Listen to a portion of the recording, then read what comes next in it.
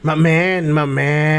Magandang araw sa iyo, mamen. Oh, salamat sa mga nag-suggest kung ano gagawin ko sa bangus. Lahat masarap, lahat gagawin natin. Pero unahin ko lang tong steak, mamen. Ayang bangus steak, ika ko nga. Kasi yan ang napili ng anak ko, mamen. Kaya medyo masarsa. Kasi may mga bata. Kaya tara, simulan na natin, mamen. O yung mga nagpo-post ng video natin, hayaan nyo na. Ganun talaga eh. Pero na-report na naman, oh. Mabalik lang tayo dito. Good vibes lang tayo. Dito sa page na to para everybody happy at pampa-attract ng swerte. Kaya smile tayo parati. Ayan.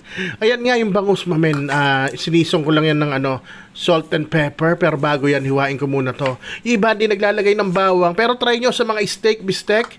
O kay tilapia steak, lagyan nyo ng bawang pampabango, mamen. Talagang ang bango-bango niya habang ginigisa nyo yung bawang tapos naghalo sa toyo. Ay, super. Ayan, sinisong ko lang na salt and pepper tong bangus, mamen.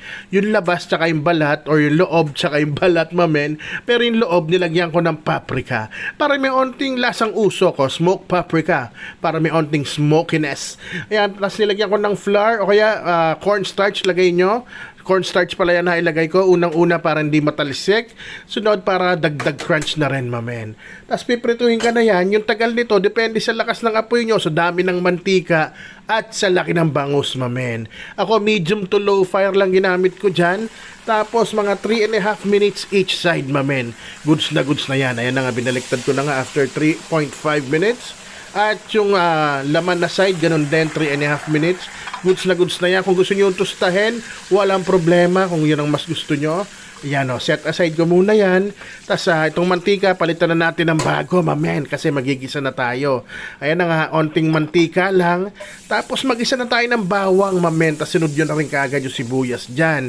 Mamen, kung nandiyan ka pa, nanonood ka pa, baka pwede naman pakiliti ng onti sa tadyang o kaya sa meleeg. Baka pwede mo naman pakilike and share yung video. Baka iba paborito pala nila to, nalilimutan na nilang gawin.